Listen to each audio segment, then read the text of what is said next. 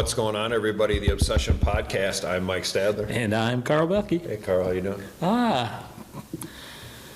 I'm all right. Yeah. You know, Yeah, great. it's the end of the year. Happy New Year. It is. Happy New Year. Yeah. End of the year. Hopefully, everybody got their bucks. Target bucks. Target bucks. Target bucks. Whatever they're hunting. Oh, yeah. Those bucks. Hopefully you were happy. How's that sound? Yeah, I hope so. That's the biggest part of it. Hope so. Anyway.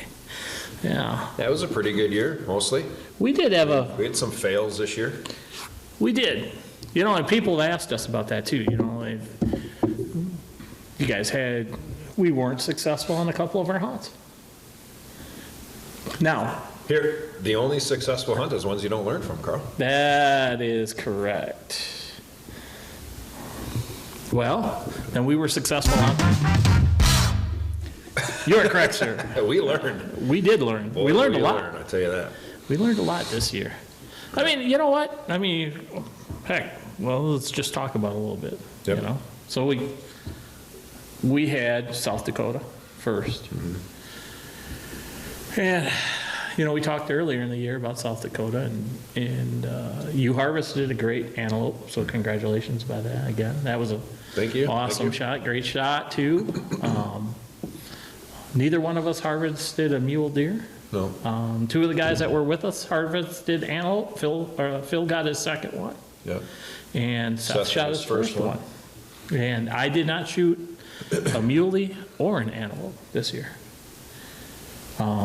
Not from lack of effort. Well, whatever, you know. My it is. surprised face. Yeah, yeah.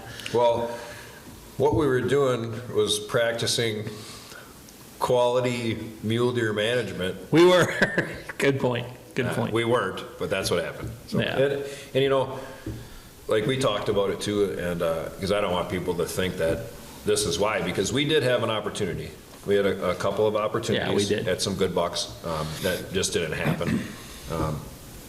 But you know, the landscape changed out there a lot this year from the rain and Yeah. the green that was there that's normally not there. You know, and the area that we hunt the mule deer on is limited. It really is limited mule deer habitat for Yeah. all you guys out there that hunt mule deer. You know, they like, you know, what they like, and we only have a little piece of it to hunt them on. Yeah, terrain-wise. And And the other aspect too, the standing water with all the mosquitoes was making the animals move. yeah, it did make a move. They don't like that, and I don't blame them because it was horrendous. Well, it was miserable. It was horrendous as Yeah. far as mosquitoes. But I mean, we had opportunities. You know, had a couple. We Yeah. passed up a lot of deer.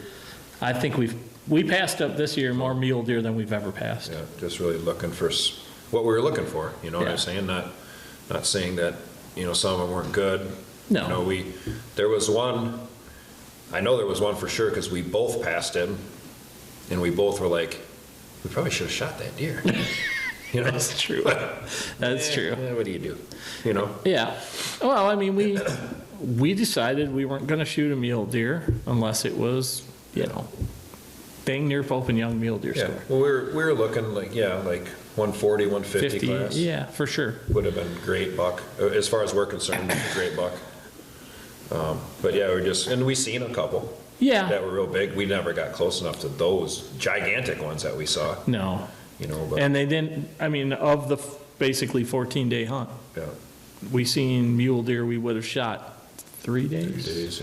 Yeah. I had that one point blank that Yeah. ducked me. He was Well, a good buck. yeah, it was a great buck. What do you do? No. Well, you'll have that at times, Hey. you know. And then on the antelope side of it, I had plenty of opportunity. I didn't connect. One thing I learned there is maybe I have to work on quieting my bow a little bit more, which I thought was real quiet, but for some ungodly reason, it did not end up working out. And we didn't have a lot of closer shots, which we never do out there. I mean, you shot your antelope at 111 yards, dude.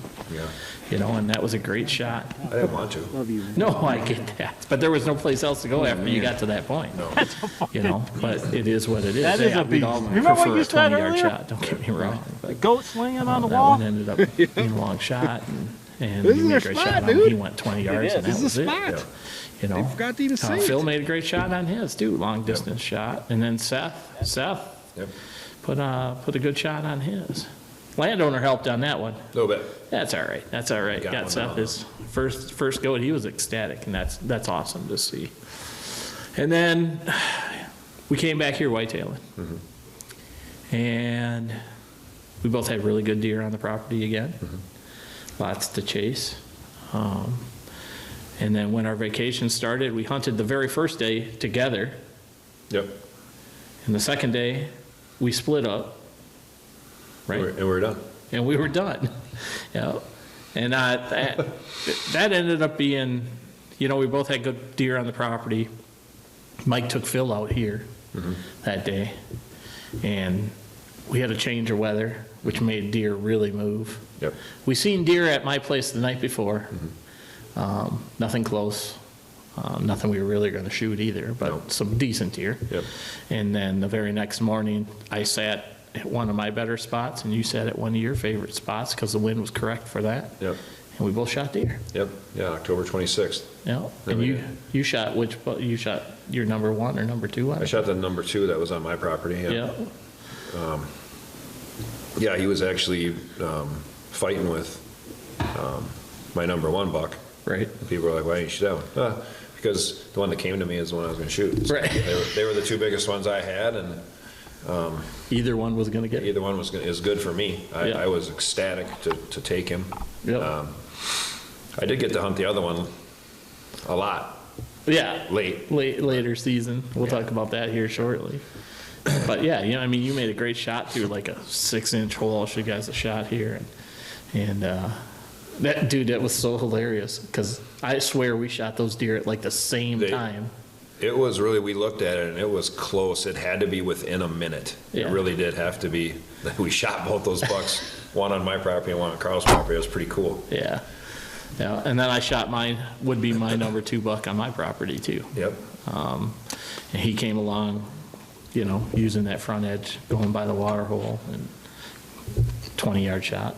Yep. Put him down. So that was cool. We'll show that to you guys here quick too. But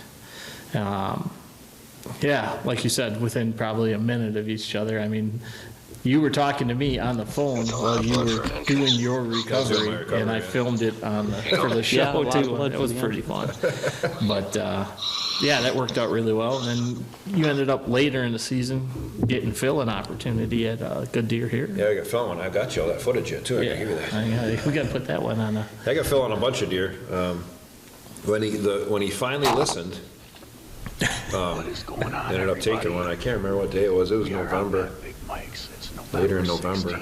Well, not later in November, but Was it the second week? I want to say it was like the 10th or something like that. I'd have to look for sure, but had one chasing and come right up, and it wasn't 20 yards. Yeah.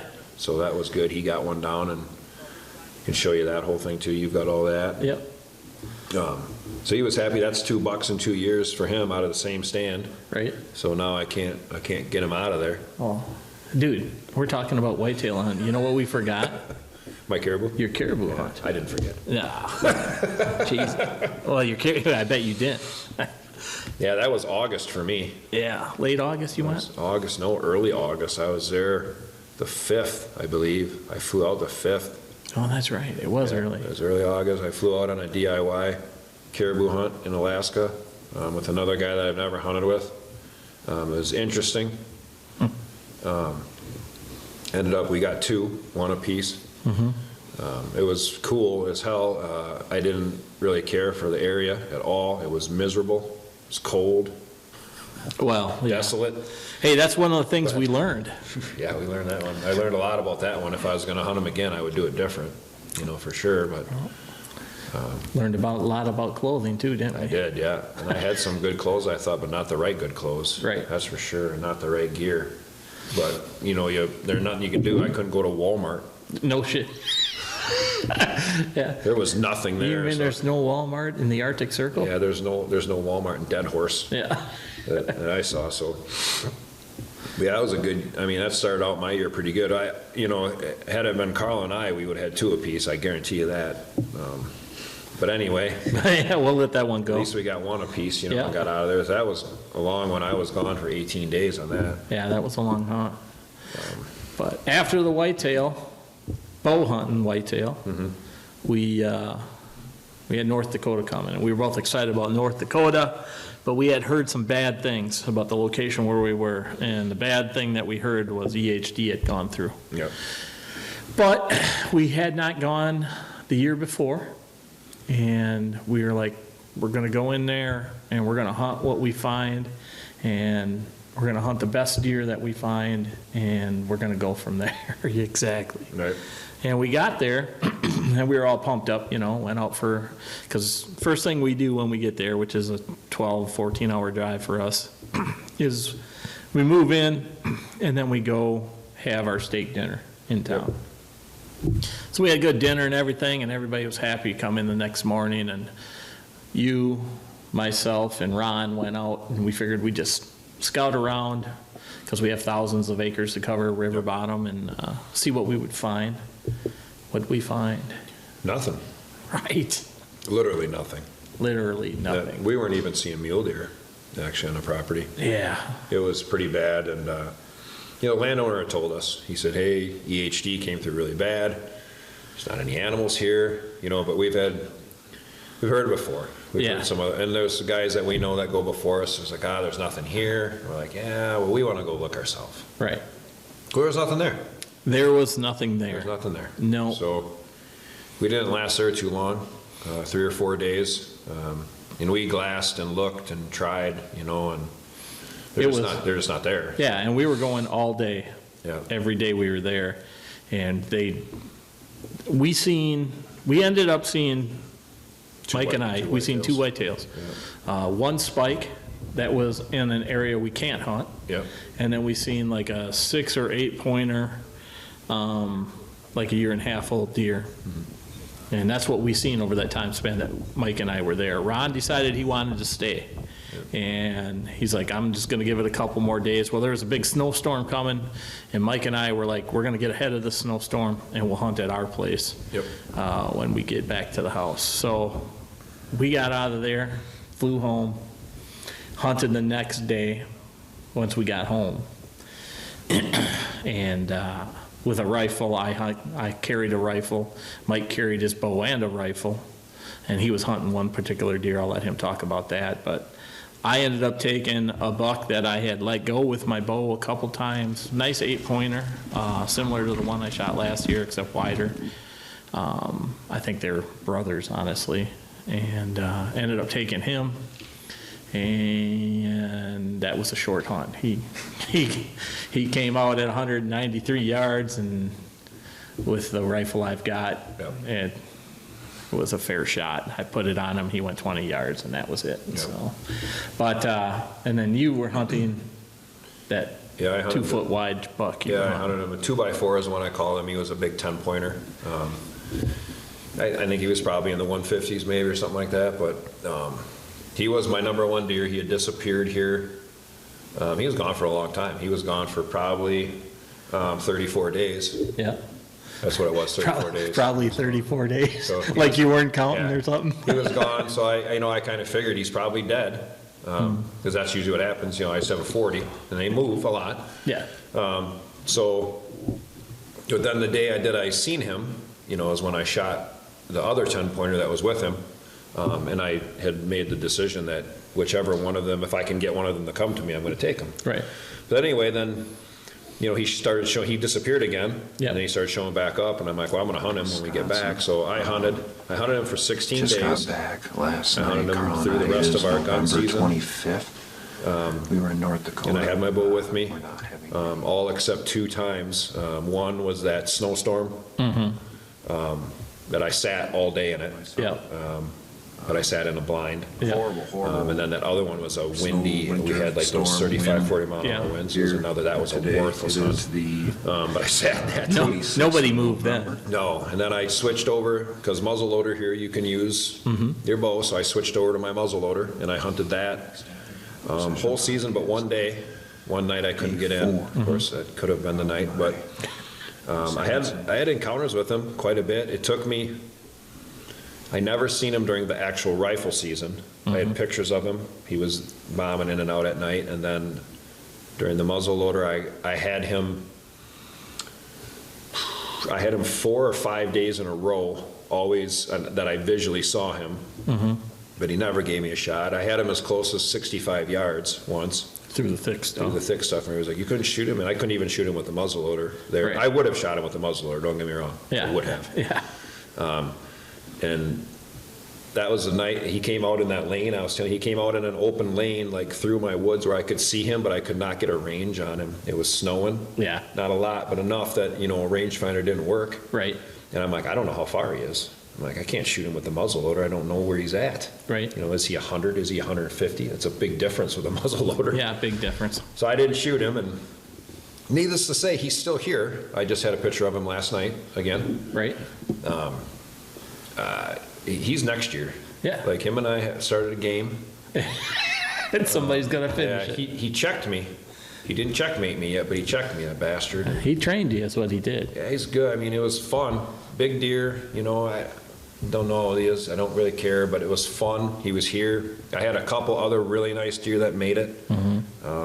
One I let go a bunch of times, and I thought about shooting him late, and I'm like, I'm not here to hunt him. Oh, that This broken one- beam buck? Yeah, broke beam, I called him. Just a giant 8-pointer. And he is here. He was here yesterday as well, which is cool.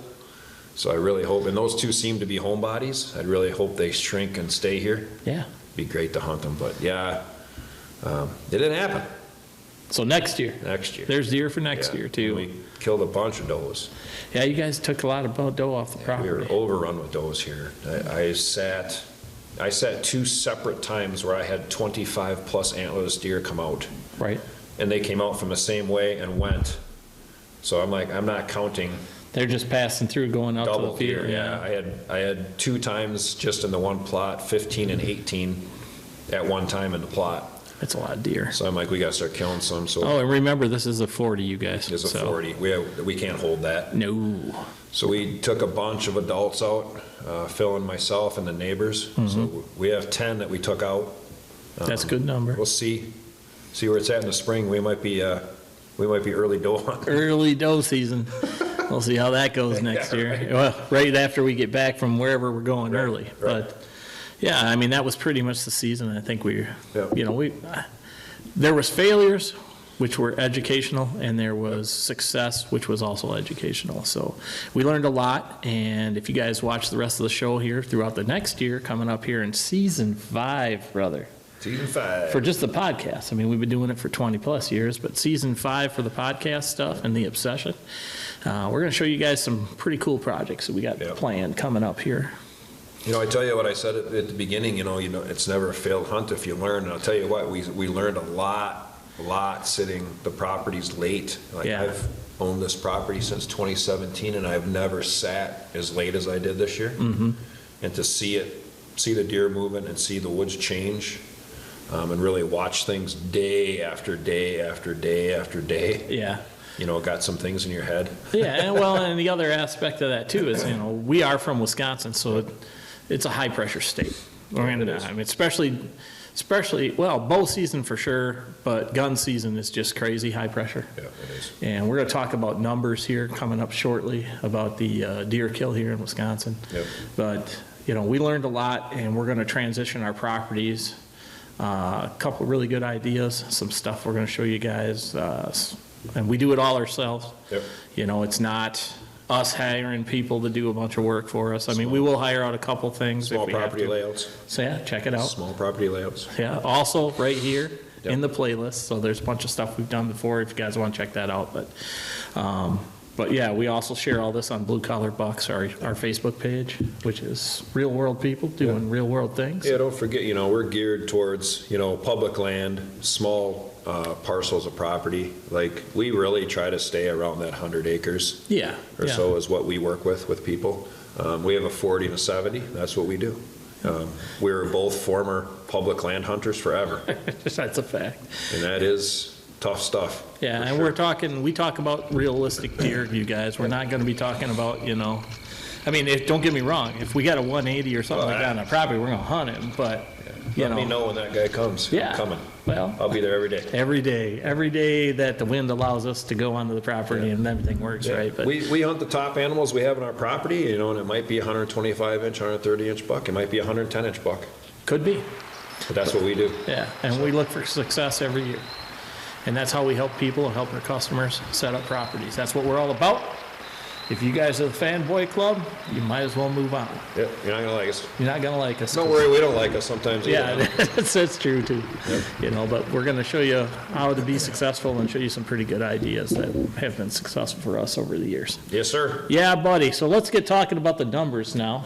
Yeah, so the 2025 Wisconsin whitetail deer season. So this is as of November 30th. Obviously, was some other hunts Late and stuff season like that, stuff, but yeah. 182,084 deer. Wow. So pretty good again. But wait a second, we had 2 million Yeah, deer. 2 million, if you believe that. Yeah, I don't know about that number, but. So it said 86,068 antlered bucks, 96,016 antlerless does and fawns. It's only a 0.8% decrease from last year. Antlered harvest down 2.6%, and antlerless harvest up 1%.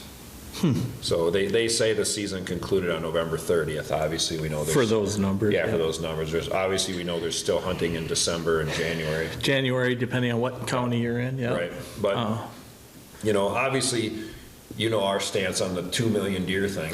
Yeah, I mean, according to that, we took out 10% of our deer herd. Yeah. And, yeah, I find it hard to believe that there's 2 million deer. Don't get me wrong.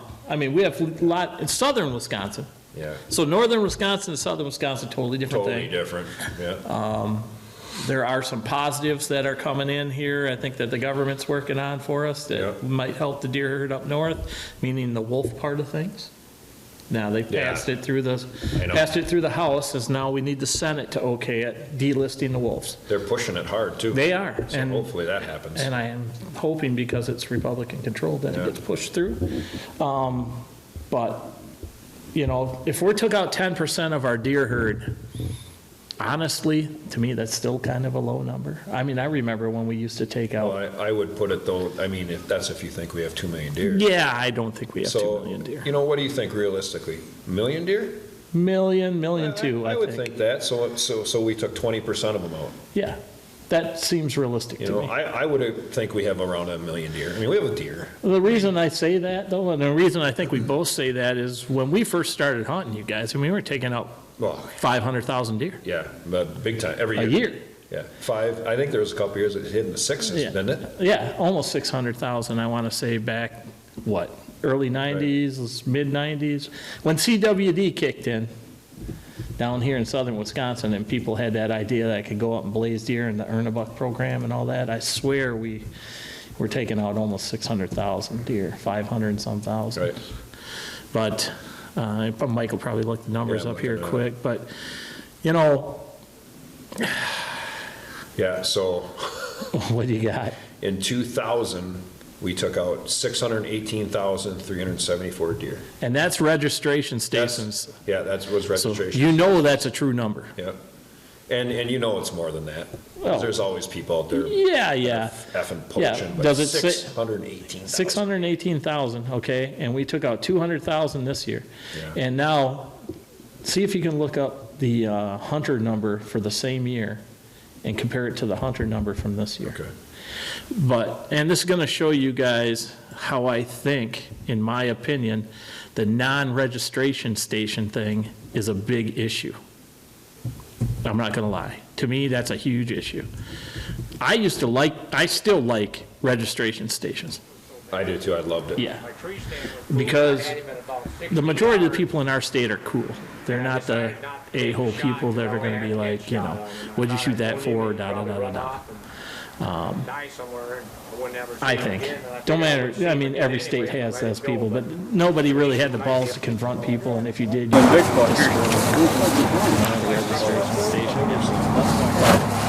It's where everybody got together and there was communication, everybody's having a good time, talking deer hunting and the camaraderie there, and it used to be at bars. And it used to be, you had regular registration stations also, especially when CW came around. But if you were registering at a bar, there were so many people there and everybody's having a good time and the camaraderie of what hunting's really supposed to be about. Not the big D competitions that you see now and all the smack talking on the internet and that type of crap. But I think, in my opinion, we should bring back registration stations. You guys let us know in the comments what you think about that. You know, I'd rather see registration stations to get true numbers. It was awesome back then. Yeah. You know, it's, God, It's not bringing it up. for some reason. I want to say we still average around 500 plus thousand to 600,000 Yeah, we hunters in always- our state. We always sell 500, north of 500,000. Yeah, and that's gun. Say- And half of those guys, if not more than half, are bow hunters too. Yeah. You know, so that was that just the gun hunt, the 180 some thousand? No, that was total, Was it? was what it said. Okay. I don't think it's breaking it. It's not going to break it down yet for, Okay. Yeah, because bow seasons are still open and everything, so. But let us know what you guys think of those numbers for sure on that, but. The deer, 2 million deer in our state, I think is a large number. We'll go with that. yeah. What do you think? Yeah, I mean, if you think about it, and, you know, and everybody always wants to, you know, pump up these other states with their numbers, and, but I mean, we just have it. Obviously, you can't continue to harvest that many deer every year and not have it. Right. You know, with the land that we have. Yeah. So it's, Well, the other aspect of things too, I mean, I seen a thing on the internet today, I want to talk about this too, is somebody, guy, I won't say his name, but he's from Iowa, and he was talking about 190 plus inch typical deer being shot, okay? And he's talking about how Iowa's #1. Okay, in the last, I don't know how many years, I want to say he went back, I want to say 10 years. actually, in the last 10 years, Wisconsin is. No, typicals. Typicals. He used typical 190 plus. So 190 plus typical, Wisconsin's had 2 in the last 7 years. Oh, yeah. And Iowa's had like 7 or something, or 8 in the last 11 years. I was looking at like Boone and Crockett. Yeah, no, if you go Boone and Crockett, Wisconsin's way above everybody else, okay? But, you know, these people want to warp shit into, you know, comparing the states and follow our rules and you'll have this and you'll have that, And, it, you know, part of it is right. Iowa's got some really good rules for big deer. Iowa's disadvantage is its terrain. Iowa doesn't have near the amount of whitetail terrain that Wisconsin has. No. Okay? And they're limited number on who gets to hunt. So if we limit the numbers in Wisconsin, imagine what the numbers would be, right? You know, out-of-state tag stuff, and we discussed all of this stuff before too, but let's not get it into a big D contest about who shoots bigger deer or whatever else. You can always go to the books and look it up yourself. A gentleman brought it up in his thing that Ohio, okay, if you go out like 10 or 12 years, Ohio is a higher number than Iowa.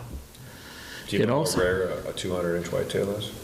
I don't know. I want to say well less than 1%. 0.01%. 0.01% of, well, Of all estimated deer that a deer will ever. yeah, one of your good friends shot a 200-incher this year. You know? He did. But he's also the type of guy that'll shoot a, you know, because his goal is 140 He inches. told me the next 140 that comes out next year, he's killing it. Yeah, well, I right? said, I would too. Yeah, you know, I mean, that's his goal. That's where he sets his numbers, and he's got a good place to go. Right. But yeah, he shot a 200-incher, and like you said earlier in one of the podcasts, you know, he's not sitting by the phone waiting for a check. No. You know, you're not going to be a millionaire, you guys, you know. And this is the end of the year show, so we're just kind of BSing and talking about what we've seen this year. Yeah, it's just that, you know, and always people want to say, oh, you guys are jealous. And I would shoot a 200-inch deer in a heartbeat. Right. If I could. I'm just not going to pay to go hunt one. Right. It's the big difference. I'm just not going to do it. And I get there's guys that do it, and I'm not saying they don't hunt them. No. They obviously go hunt them. I'm just not going to do it. You know, would I shoot one? Of course I would shoot one. Right. You know, I mean, if I had one here, would I hunt it? Yeah, I would hunt it. I would say, honestly, dude, think about this now. And you and I have had opportunity at really good deer. Yeah. Okay? And now I'm going to include mule deer with this for us. The last 30 years, How many have I seen? the last 20-plus years, you and I have been, so last 26 years, you and I have been hunting together. Yeah. Think about it. How many and I can tell you how many 200-inch deer I think I've seen alive on the hoof. Think about it. I don't know if I've ever seen one, maybe one mule deer. Not a whitetail, I haven't. I've seen maybe 2, and it was the same mule deer you've seen. Yeah. And 1 whitetail that was where I used to hunt across the road. And that mule deer might have been 200. Might. I don't know. Maybe. It's probably close to it. Yeah. Yeah, the biggest whitetail I ever seen, I'm pretty sure you have the footage of him. Remember when I was hunting with Jason? Yes. He was in the 180s. Yeah. That's the biggest deer I've ever seen Yeah. live on the hoof. Yeah. There was Whitetail-wise. there was a non-typical across the road by my place that I think was maybe a 200-inch Might deer. have been 200, yeah. Yeah. But Yeah. that mule deer that we're both talking about, because the big one I shot is 191 inches. Yep. And I think he was framed like that, but he had the better forks in 5x5. Yeah. So it would have scored. It would have scored Well, I a little take that better. back. So there'd be 2, because I missed the state record, and that was 212. Yeah, he was bigger. Yeah. You seen two. Yeah, I seen maybe one. yeah, Maybe. I think Right. he was, I don't know. yeah. I wouldn't have cared. No, hell no. That's But we're gonna bring yeah, that out. Whitetail hunted for that long and we hunted some good spots. You know, all of them have been smaller, private properties. And then that one I saw with Jason, because I know he got killed because the neighbor gut bagged him and I found him. Yep, And that deer was, I know you have footage, I filmed him for like 8 minutes. You probably could find it maybe somewhere. yeah, I got digging up on one of But the hard drives. he was a gigantic deer, had the, like 12-inch brow tines, Yeah, unbelievable. He was in the mid, like 185, 186, Mm-hmm. something like that, total score. I don't care about the deductions and stuff. right. I'm not talking a typical deer or anything, but, Yeah, yeah, that was the biggest deer I ever saw, the mule. I've seen a lot of mule deer that are on the edge. that are 180 and up, Yeah, you know? Yeah. That for sure. and we're not talking 20 yards, just. No, I've seen them. Yeah. Like, there's one. Yep. He's over ways. You're like a half mile away when you see them in. Yeah, it's hard. Those animals are hard to kill. I seen a guy, he messaged us no, he didn't message us. I take that back. He did not message us. He commented on this other post. I believe a guy was talking about Kansas. And this guy said, people don't even look twice at 150-inch deer in Kansas. He said 160s are a dime a dozen. Yeah, And I'm like, I want to go there. right, yeah. Like, and people from there were shredding him. Oh, Like, yeah. they're from Kansas, so I've never Yeah, been to yeah, Kansas. But I'm like, to say that, 150-inch deer people don't look twice at? Right. And again, this comes down to, do you really know what a deer scores? Most No. people can't score on a hoof. I'm gonna tell you that, they just can't. I watched a show yesterday. And this guy is hunting this deer, missed it twice, ends up taking a crossbow, and then he kills it with the crossbow. And he's like, yeah, I don't even know what that buck really scored, I just wanted to hunt and everything. And my wife's sitting there, and I said, it looks like about 180 incher. Yeah. And that guy, we put the tape to it, it was 181. And she's like, I don't know, you can kind of get the gist of it. But Yeah. people thinking some deer are 140, 150, and they're 130. It is what it is. Or less. Or less. Yeah. It really takes a lot to get that big. Yeah, and I'll be honest with you guys, we don't even try to score them. I mean, don't get me wrong, it'll cross our minds or whatever, but we know, based off of camera and information, that these are the top 10% of the deer we're hunting on our property, and that's how we run our system, you guys, and that's what it's about. We're hunting the top 10, top 15, maybe top 20% of deer that come on and off our property, because those are the deer we have to hunt. And the rest of them, they got the green light. They can do whatever they want to, keep on property, try to keep them uneducated, But this problem with the scoring deal and everybody talking about it and getting in people's face on the internet, everybody's a tough guy on the internet, man. We've had people call us out and want to fight us. Yeah, a fist I'm fight. like, okay, Really? cool. Like, Yeah. I live in Fall River. Yeah. I mean, Stop in on in. Wisconsin, if that's what you really want. Yeah, I'm in Middleton if you guys need to But stop it's- in. I was talking about this with with Phil, you Yeah. know, and I said that the people that ever will even shoot a Pope and Young buck is so slim. Yeah, you're looking at the top 1% of the deer shot. 125-inch deer, like, it's so slim, and now, like, we've glossed over it like it's garbage. Yeah, And I don't know, I don't get it. Like, I follow a lot of guys that think the same way as we do, and I guess you can say it both ways. I've had people say to me, well, that's why you never shoot a bigger one. I'm like, okay, I guess it is. True. Because 100%, because I'm going to take, most likely, the first good Pope and Young deer, if he's on the top of my list. yes. If that's what I have, yes, I'm going to shoot him. Well, that's why we break it down into percentages. Let's just say if we're hunting 10% of the deer that come on off of Mike's and my property. So let's just say mine's a 70.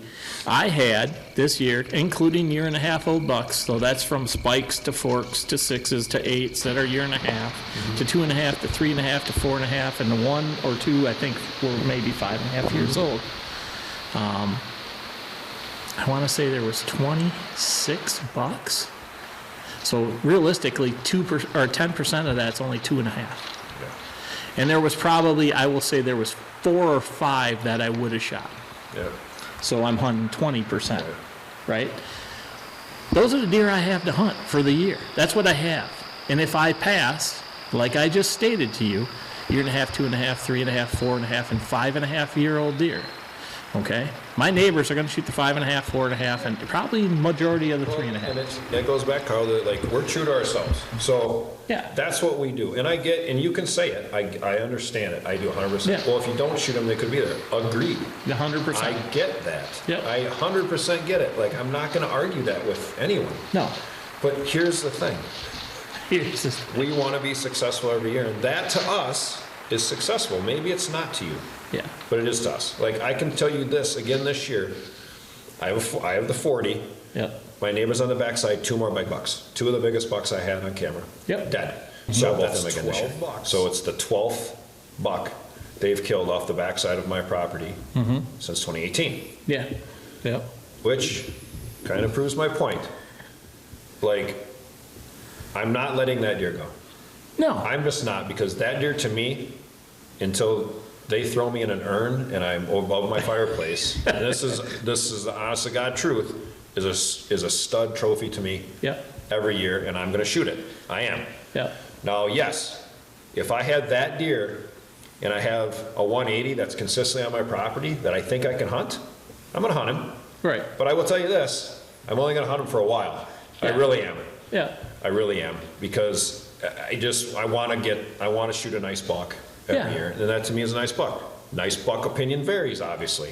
Correct. But when people say, oh, that's a bad reason to shoot it because your neighbors are going to shoot it, I'm not shooting it because my neighbors are going to shoot it. I'm shooting it because it makes me happy. Right.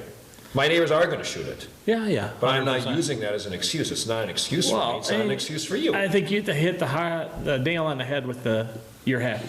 I am 100% happy. People nowadays, Show the footage. and we hear it all the time, I will show it. Love it.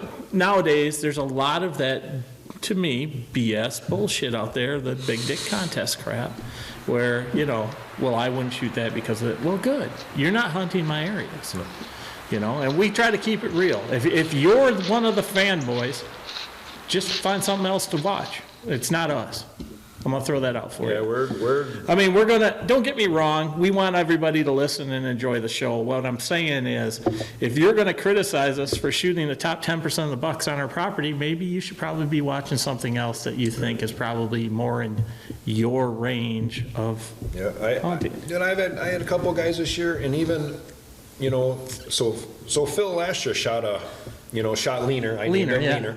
Leaner's a great buck. He was 100 and, I put a tape to him. I am not a scorer. Yeah, Just because we had a guess on him, we kind of wanted to see. And I taped him at like 146 and some change. Yeah. Gross score. yep. To me, stud. Stud deer. Giant deer. Yeah. For 4.5, Carl Shaw. 5.5-year-old deer. Yeah, 4.5, 5.5, probably biggest deer he's ever killed. Yep. This year he killed a 8-pointer that I had. Probably was a 2.5-year-old. Yep. Still great buck. Great buck, probably Yeah. a 100-inch buck. Yeah. Maybe not even. I don't know. Ear to ear, happy. Yep. Ear to ear, happy. That's all, that's what's about I'm right happy. there. That was awesome. Yep. You know, it was a deer I knew, I seen him, Yep. filmed him a bunch. Yep, You know, that's cool to me. I mean, it's not cool, I don't care. right. You know, and, you know, people can bash us all I want, and I'll tell you, you know, haters are our biggest fans. They just Of don't know course, it. yeah, So yeah. it's like, you know, I don't hate on things too much. I don't like this. I don't like the scoring. I don't like the aging. I don't like people shooting deer and degrading it. I don't like, they get up to it and they're like, oh, this is a 4, 5, 6-year-old. And I see it all the time, 4, 5, 6, 7, 8, 9. They're just throwing numbers out there like, okay. Aging deer. Do you have the proof of that? If you do, cool, I get it. Otherwise, if you're not sending that in, you don't know. Because I've sent some deer in that I thought a certain age, they are not. Right. It's pretty surprising. I've had, out of all the deer that I sent in, and you know, the brother-in-law being in the DNR, I could send them in easily. Yep. And of all the deer that I've turned in, I had 2 that were older than I thought they were. Yep. And they were really old deer, Yep. you know, that the gnarly racked, the 2, the Yeah. ones with the drop tines. I should have, if we were down in the basement, I'd show you the, fork tank. You know, Oh, that Jesus. was a 4.5-year-old deer. Yeah, I know. And its rack was only just a fork, Yeah. this big, if you're watching us. Yeah, and the genetic thing, you This guys. is what it is. Yeah, and we'll get into that on Yeah. another future podcast coming up here. But we're gonna talk genetics and how you cannot, and I don't care. You can't. It's been proven. Yeah. By people well, way smarter than us. There's people out there recently that have a huge amount of followers and whatever, and they're talking, you know, poor genetics on deer again, 8-point racks, da-da-da. Well-known people, and all they're doing is pushing their shit down your guys' throat about being able to control the genetics on small properties. And we'll talk about that on the next show, but that's kind of a warm-up for what you're gonna see here coming in the next couple of weeks. Right. But, yeah, you cannot, proven fact, scientifically, multiple different studies done on it, MSU down in Texas, a couple other places, cannot control genetics on a small property. Those are half of it anyway, so Yep. that's where we have our issues. They said, the NDA, National Deer Association, Yeah, did a number search in 23, 24, yeah, and said, on average, 40% of hunters in the country kill a deer. That's their average, so 40% out of all of us, out of everybody. yeah, kill a deer. So, And that's not any classes, it's just a deer. right, yeah. So Doe, fawn, buck, whatever. It's not a great, If your odds are less than 50%, it's not a high success rate. and yeah, there's guys that kill giants every year. We get it. You don't have to keep telling us. We know. Right. I get it. I understand that. Yeah. Like, I know, like, Let's just try and stay with the realistic chances of it. You know, you guys got millions of dollars and you own a bunch of property, hey, cool. God, I'd do it too. Yeah, me too. You know, I don't. So it's like I said, we gear towards I had a guy, and you had a guy, shot a spike. Yep. I had a guy shoot a half-rack spike, I'll call it. Yep. Dude, I sent you the picture of him. The smile on this guy's face, and he's in his 60s. Right. First one. 100%. And just take that into perspective. Right. Hunted that long, Yep. finally he's killed a buck. Yep. So, Jesus, if you're shooting a 130-inch deer and you're not happy, Yeah, I think you're the one with the problem. yeah, I agree. That's kind of my I deal agree. with I it. agree. But, you know, Yeah, shit. the odds just aren't in your favor to do it. Like, large tracts of property is obviously you have a better chance to do it. It's a given.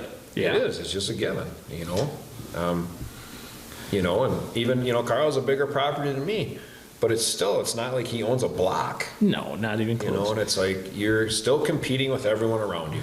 Every deer that's on my property goes off my property. Yeah, I don't think you can ever stop it. No, no, not unless I put up a big ass fence. Yeah, and then the numbers would decrease. Yeah, quickly. yeah, right. Yeah, it wouldn't be fun anyway. It's chase them into a corner, I suppose. Yeah, right. But I mean, we have to get over this idea of the big dick swinging contest where we're going to start comparing numbers and this, that, and the other thing. Like, who cares if Iowa shoots 8 190s and Wisconsin shoots 2 in I know 10 years? So if people want to fight about it, though. Oh no, yeah. I mean, it's a big deal. Well, I saw another thing. There was a guy. Who's better? Where's it better to hunt? It's better wherever they are. If you're in that state, That's where it's good to hunt. right, yeah. Can I have that 190 on my property? Yeah. They had some guys on, I saw some guys commenting on, because I look at a lot of posts and a lot of other podcasts that follow people getting into arguments about it. It's just, and it's the same thing on ours. Yeah. You know, and these people fighting, well, this state's better and that state's better, and they don't, you know, and I will tell you this, and we've talked about this a million times in Wisconsin, I wish that some of the rules here were like they are in Iowa and Illinois. No, I agree. I do, because, and I do agree, you will have a chance at an older class buck there. Yeah. You're going to. Yeah. Because you can hunt everything here with a rifle, first of all. Yeah. And Yeah. there's no limit on out-of-staters coming in Right. and getting 2 buck tags. And the cost is too low. The cost is low. I mean, you know, there's a lot of well, I can tell you how many states don't even have there's no rifle even in November for a lot of states. Well, Iowa's no rifle. They have 2 late Yeah. shotgun seasons. Ohio, Indiana, Kentucky, all 1 buck. Yep. So obviously that changes the landscape a ton, Yep. you know. Well, here's Iowa, no guns in November. Yeah. You know, in Illinois, short gun season. Yeah. Which is shotgun, Shotguns. you know. Kansas. Well, Iowa's shotguns too. One They're month. not rifles. Yeah, in right. Iowa. We're a rifle. We're the Yeah. only ones, I Yeah. think, that are rifle everywhere. Well, us in Michigan. Yeah. And Michigan's just a pot. Sorry, guys, but Michigan, you guys are screwed, really. Yeah, it is. Your DNR is, They're terrible. and you guys know it. I don't have to tell Yeah, you, they're but terrible. yeah, it's bad. You know, because they were talking about Boone and Crockett entries over the last 10 years. You know, they were looking at these numbers, because I saw it was posted. If you're on social Yeah. media, you see it's all over. Yeah. And they're like, well, that's because, like they're defending their state. Well, they're like, well, that's because most of the people, the one guy said, most people in Iowa don't put their bucks in the book. Well, most people everywhere don't put their bucks in the book. Yeah. I'm sorry, it's a newsflash. They don't, Yeah. Why would I want to advertise, you know? you know? You know. You know. You know. Well, even you can even break it down into counties. You know, you put your is. shit in a book. You're telling people the county. Yep. You know, and why is Buffalo County so high? Well, because everybody who pays money to go hunt in Buffalo County talks about it. Right. You know, that's what it's about. Oh, I shot him in Buffalo County. Like it's some sort of prestigious thing. Well, that's great if you did. No more power to you. Yeah. A lot of private land, a lot of outfitting up there, a lot of cool stuff there. But I almost think that Dane County has more poke and young deer than Buffalo County does, I think. And Boone and Crockett's got to be pretty dang close. So, you know, it doesn't matter where you hunt. Just be happy with what you hunt. Yeah, I buddy. guess that's what I'm talking about. We're going to start doing at the end of the shows. We're not going to do one today, but we're going to start talking about, maybe we'll have like what we'll call the BS corner or something. It's something we see on the internet where we're going to kind of bring it out. Yeah, remember, people are calling or messaging us, asking us questions, so we're going to answer it to what we think. And yeah, it is our podcast. It's Yeah. like anybody can have a podcast. Yeah. Have a podcast if you don't like our opinion. You know, but that's our opinion. That's what podcasts are. Yeah. They're opinions and open discussion. Yeah. And you guys are more welcome to hit it up in the comments too. So we're going to start showing some of these comments out there, and we're just going to let you say what you think. Yep. Let's hear about it. So not Yep. today, but we're going to send you one next time. Yeah, we appreciate each and every one of you. If you want to check out some of our cool stuff on Facebook where everybody gets along, has a good time, check out Blue Collar Bucks, where It's all everyday people, men, women, kids, all doing what we love, and that's just out there harvesting beautiful animals. No bashing. no bashing, or we will. Throw you out. We appreciate each and every one of you. Yeah, buddy.